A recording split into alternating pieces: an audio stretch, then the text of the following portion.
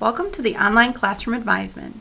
Over the next 20 minutes or so, I'm going to share with you some information about upcoming registration, reminder about our policies, and also resources available for students.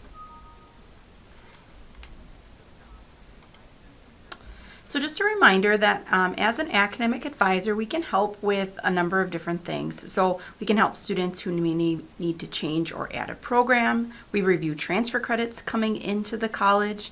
We complete any substitution paperwork needed. We can help students with questions about their registration. Also, we can help you look at your degree evaluation and help you know what classes you have remaining. And then we can also help students if they need to drop a course or withdraw from the college. And it's really important to speak with an advisor about this so that way you're really informed of our policies and know how that drop may impact you. Currently, for the business management and HR programs, there is only one advisor. Previously, Jessica Gruber, who worked with the second half of the alphabet. Jessica left CVTC, and we are in the process of hiring another advisor. So in the meantime, you can reach out to myself, Diane Hausler, with any questions you may have. So just a reminder of the resources we have available. And as online students, you may want to, just kind of note how you can use these a little bit differently than our face-to-face. So first of all, your instructor. So I do highly encourage you to make sure that you're keeping in really good contact with your instructor, whether that be through email, E360 or Canvas, or setting up a phone appointment, maybe setting up an online meeting, or coming onto campus to meet with that instructor during their office hours if you're available. Our academic services is available as well. So this is where you can get peer tutoring, you can attend study sessions, you can get help with study skills or note taking or test taking skills. No appointments are necessary. If you're not available to come to campus at all, our net tutor is available, and many of the workshops available for students are offered online as well. In our office, we're the Office of Academic Advising, Student Success, and Career Development. So there are two other areas in our office. Our Student Success Specialists work with students that may have things going on outside of class that may be impacting their success. They'll also reach out to you should there be an early alert submitted about your performance in a class from one of your instructors. This process is not punitive in any way. It really is us just reaching out, trying to provide assistance. We also have our career services specialist, Lindy, who helps students with resumes, cover letters, interviewing skills, career exploration. And then she also hosts a number of career fairs throughout the year, one in the fall and one in the spring.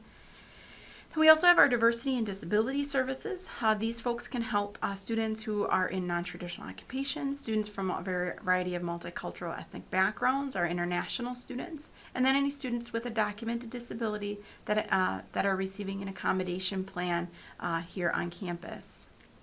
We have our health services over in Prevea Health for students that can help provide some basic healthcare services.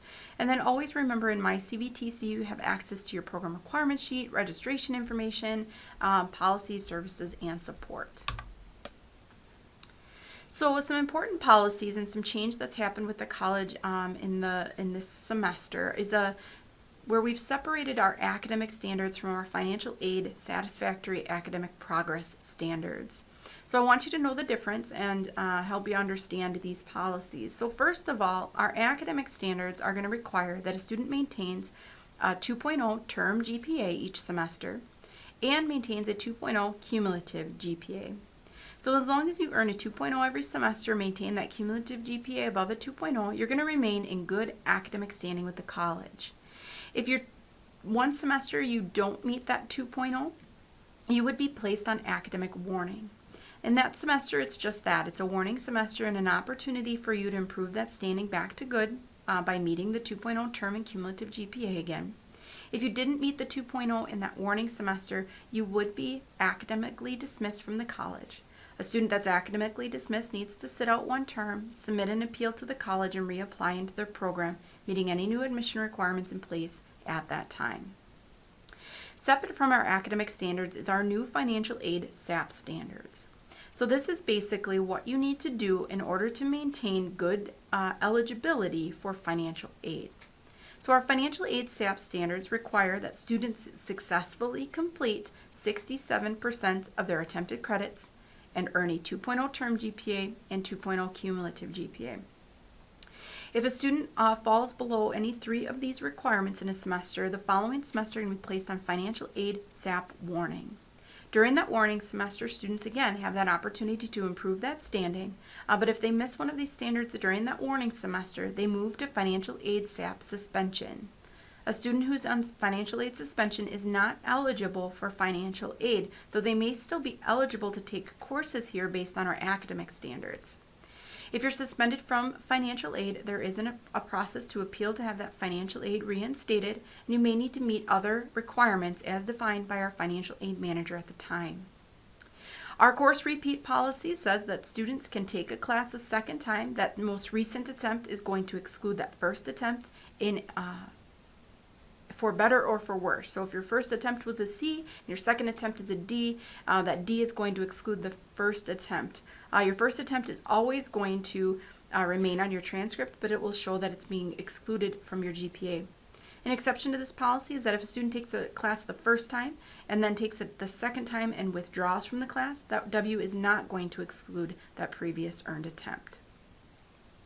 And then the last policy we want you to be aware of is the 150% completion policy for financial aid.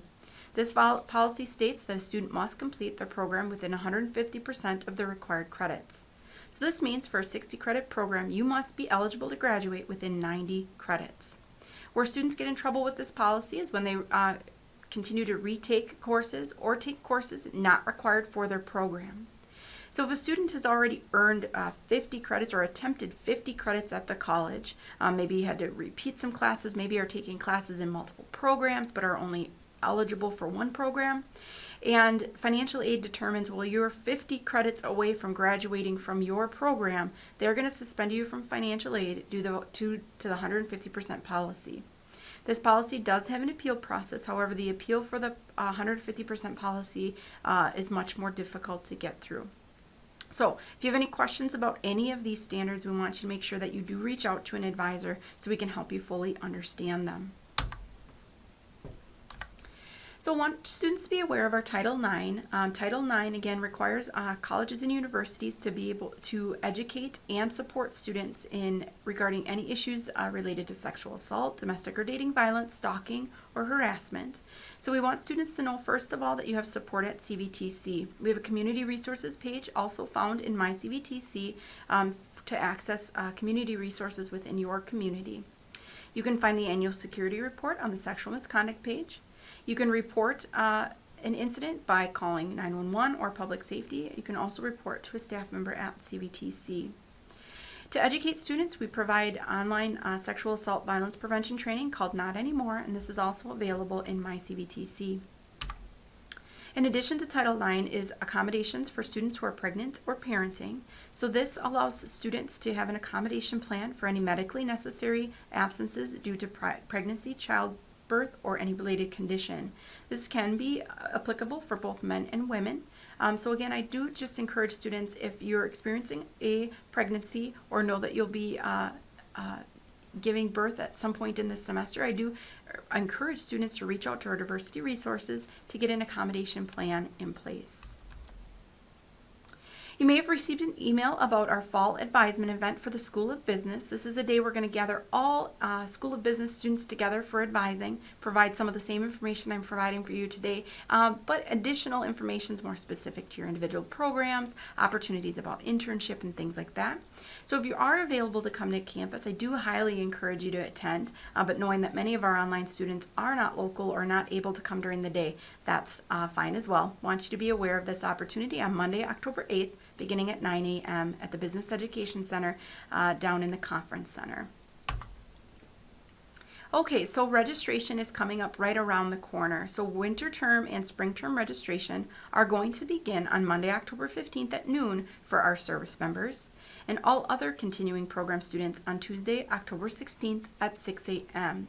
So this is for both our winter term, which is that short 3-week term in January, and our spring term that will start later in January and go through May.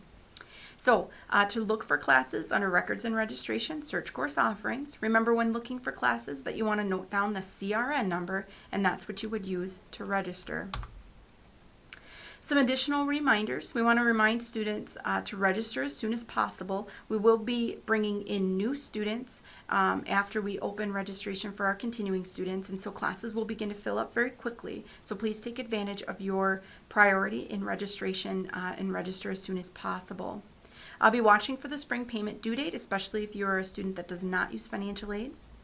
Our fall payment due date is first payment is October 15th if you are on a payment plan. So remember, October 15th, November 15th, and December 15th. If you're in a current 16-week class and need to drop that class, November 16th is going to be the last day that you can withdraw from that class with a W. Anytime after that, you will earn whatever grade you earn in the class. Last day to drop a first 8-week class is this Friday, October 5th. And if you're starting a second 8-week class, the last day to drop that class would be on November 30th. So just a few reminders about some registration obstacles. So just keep in mind that you want to be looking at your program requirement sheets, noting any comments or prerequisites listed in the far right-hand column. Remember, a prerequisite is a course that needs to be complete before you can take the next class. Co-requisites can be completed together or have to be completed together. And a pre or concurrent means the course could be taken before or at the same time. For those co-requisite or pre or concurrent classes, you want to make sure that if you're taking them at the same time, you do enter both CRNs at the same time on the screen. If you're planning to do credit for prior learning for any of your courses, make sure that you check into this early and work on completing that with our Credit for Prior Learning office as soon as possible. Also log in to check for any holds in SIS prior to registration.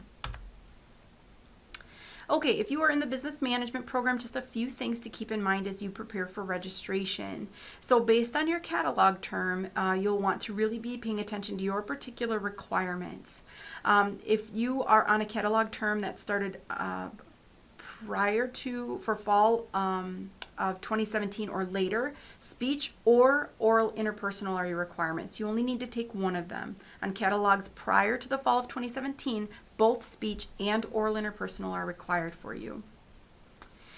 The 2016-17 catalog and prior requires a 2-credit business, finance, and budgeting class. We offered that class for the last time this fall. So if you didn't get the class this fall, don't worry. You can still take a class. It's going to be 101-172 business finance, and it will be a 3-credit course we can substitute in for that business, finance, and budgeting.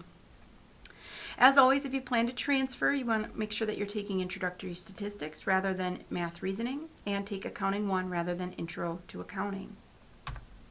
If you're an online HR student, some things that you want to make sure you're paying attention to is really that online versus face-to-face alternating schedule. So a reminder that the core HR classes, those starting with the 116, will not have a face-to-face and online offering each semester. So you want to make sure that you look at the top left-hand corner of your program requirement sheet, find your start date, and find your preferred learning style. So if you're an online student who started in August, you would follow one side of the page.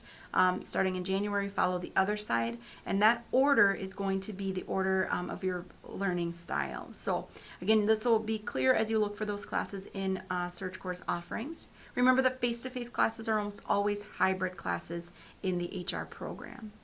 119 or 116-190 leadership development is not offered anymore. So if you see that on your program plan, instead you need to take 102-133 leadership for business excellence, and we will make a substitution. Again, if you plan to transfer that introductory statistics over mathematical reasoning. If you're approaching your final semester, we want to make sure that you apply for graduation. The graduation application did open up on October 1st and must be completed at least 3 weeks before the end of the term to be included in the graduation program. If you are an Eau Claire student, then you will have to order commencement tickets for family and friends when that opens. You want to watch your email for that.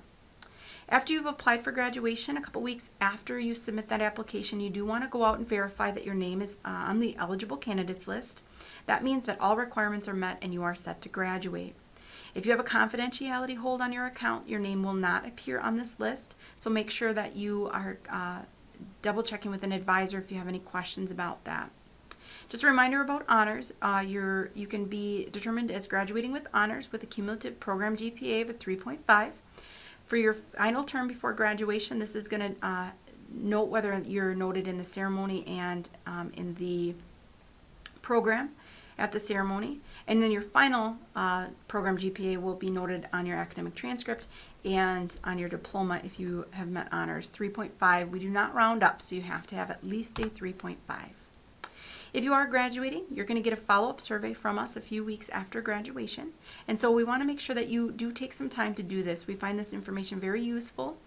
We use this to make sure that we're meeting our targets for our programs, want to make sure that students are employed gainfully. And so all information is confidential, but we do appreciate you completing that. If you don't complete it, we will be following up with phone calls.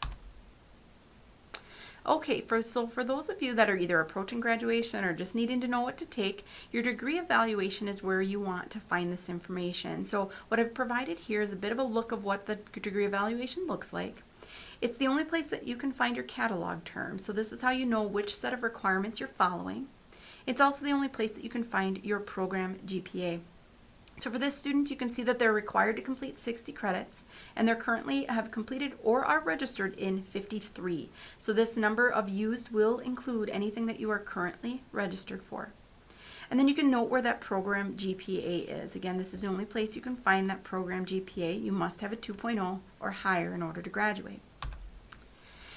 Then the second part of your degree evaluation basically looks similar to your program requirement sheet. So it's going to break it into the 4 semesters. You're looking on the left-hand side for yeses and nos. Anything with a yes has been completed, is currently registered for, or is transfer credit. And you can follow over to the right-hand side to see which each of those is. If you see a no, that means you have not completed that course. If you're not exactly sure what class it is, go ahead and click on the hyperlinked area there, the blue, and that'll pull up what class. This 801-136 is English Composition 1. So you want to make sure you're going through your degree evaluation, checking off things, and certainly if you think, oh, I thought I took that class or something doesn't seem right, or you have general education classes that were done more than 10 years ago that are not pulling into this, make sure you contact an advisor so we can look into that for you. So again, information on how to run your degree evaluation is provided here. You want to make sure that you're running a new evaluation when you look at it, and then always select detailed requirements. Use your degree evaluation and program requirement sheet to complete an academic plan that's going to move you towards graduation. Certainly, if you have any questions, you can feel free to reach out to me. Again, I'll be serving as the only business management and HR advisor in the meantime until we have a new advisor up and running. Thanks, and thanks for taking some time to listen today.